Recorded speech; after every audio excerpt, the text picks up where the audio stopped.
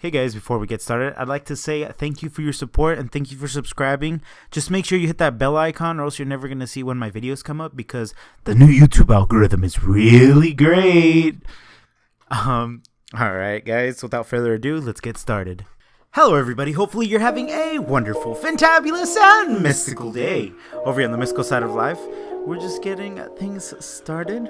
On today's video, we're going to be talking about file formats and what you should or shouldn't use. I don't know.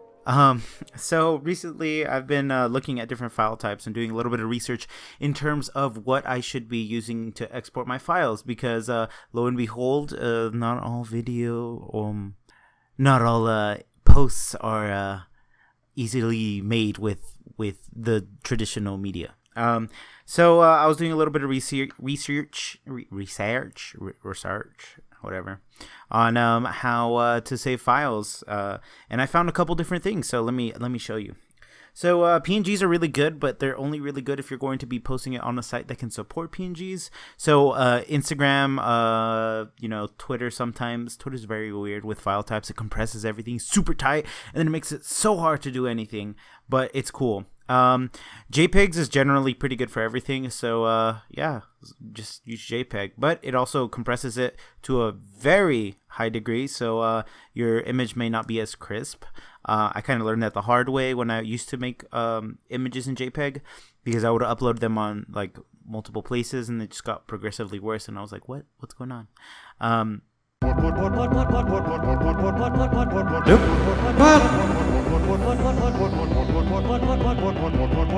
like I know what a JPEG is. Yeah. And so a JPEG is basically a compressed file type.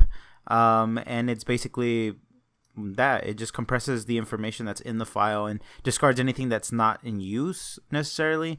And the PNG, it does similar thing but not as much, and it still retains some of your line quality. If you would like to test it out, save an image as two different file types, like a JPEG and a PNG, put them side by side and look at the edges where they're supposed to be sharp. You'll notice that on the JPEG you have a little bit more of like stair-stepping kind of issues, where it's like not a crisp edge. It's like it has like a stair-step thing, like the pixels, you can see them, whereas in PNG it's a little bit less noticeable, but it is a little blurry. And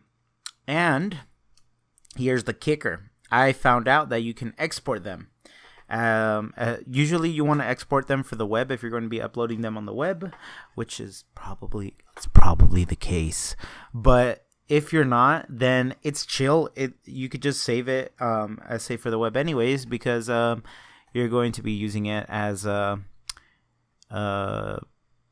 web thing. Because why would you save it? Why would you do it on a computer and not save it? Anyways, so that was my little journey on finding out information about file types. Also, exporting it is just better in all sorts of ways. It doesn't compress it as much. It only exports the information you need.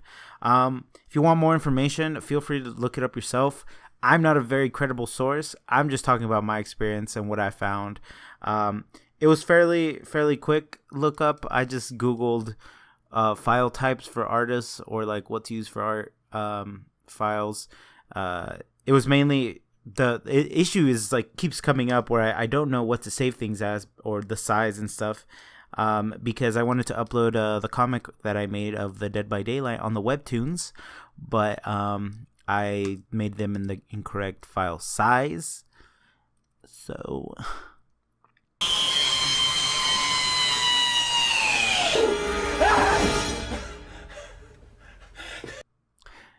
yeah, it's a headache. But you know, it's chill. We're working with it. We're working with what we got, and that's what's important. All right, guys. As always, don't forget to stay mystical. Boop. Look